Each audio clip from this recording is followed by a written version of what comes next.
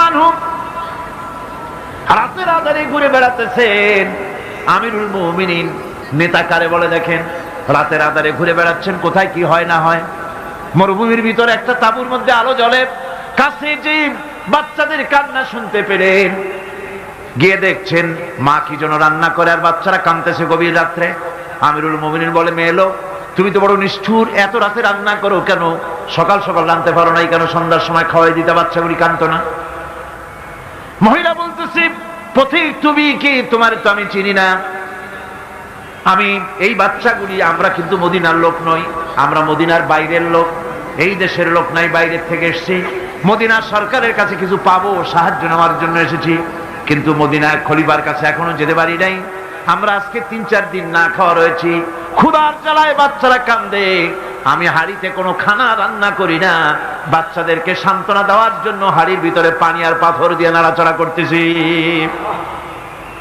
আমিরুল মুমিনিন তার পায়ের তলা থেকে যেন মাটি খসে যাচ্ছে, ভয় হয়ে গেল, আল্লাহর ভয় তারই হয়ে গেল তার ভিতরে।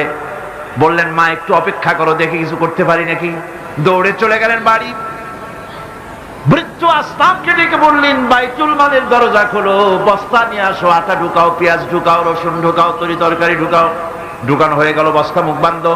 আমিরুল মুমিনিন বলছেন, আসলাম এই বস্তাটারে এবার আমার মাথায় উঠাইয়া দাও। হযরত আসলাম বলেন, হুজুর এই বস্তা বহন করার জন্য আমি খাদিম তো হাজির আছি, আপনি নেবেন কেন?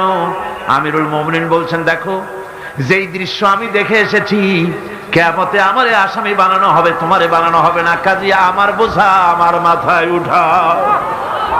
আটার বস্তা মাথায় নিয়ে অর্ধেকটা পৃথিবীর প্রেসিডেন্ট আমিরুল মুমিনিন দৌড়াচ্ছেন। মরুভূমির ভিতরে তাঁবুর ভিতরে ঢুকে বস্তা খুলে দিয়ে আটা বের করে দিলেন, রান্না করো। তরকারি নিজে কুটে সাহায্য করলেন, রান্না বান্না হয়ে গেল।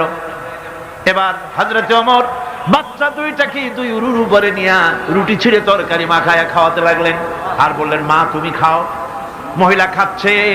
হঠাৎ করে মহিলার চোখ পড়েছে এই পথিকের দিকে, এই আগন্তুকের দিকে। তাকায় দেখে লোকটির চোখের পানি দাঁড়িয়ে ভিজে ভিজে পড়ছে। মহিলা বলতেছে, ও পথিক তুমি কে? তোমার তো আমি চিনি না, তবে আমার মন বলে, তোমার ব্যবহার দেখে আমার মন বলে এই মদিনার সরকার আমিরুল মুমিনিন খলিফাতুল মুসলিমিন ওমর না হইয়া তোমার মতো মানুষ হলে বোধহয় ভালো হতো। হযরত ওমর নিজের পরিচয় দিয়ে নিজের বাহবা নিতে চাইলেন না। তিনি বললেন, মা তুমি আগামীকাল খলিফার দরবারে যাবে, সেখানে আমাকে তুমি দেখতে পাবে। পরের দিন মহিলা কষ্ট করে যখন দরবারে চলে গেছেন, যে দেখেন কি সর্বনাশ, রাত্রিবেলায় যিনি বোঝা বহন করে নিয়েছিলেন তিনিই তো খলিফা। মহিলা কাছে গিয়ে করজোড়ে দাঁড়ায় বলেন, আমিরুল মুমিনিন রাতে আপনি আমার জন্য কষ্ট করেছেন, আমি বিরুদ্ধভাবে আপনার কাছে মাপ চাই, আমারে মাফ করে দেন। হযরত ওমর বলেন, মাপ? উল্টা আমার কাছে মাপ চাইও না, তুমি বলার আগে আমি খোঁজ নিয়ে যে তোমার খাবার পৌঁছাইতে পারি নাই, এই জন্য কিয়ামতের দিন আল্লাহর দরবারে ওমর রে আসামির কাতারে দাঁড় করাইও না।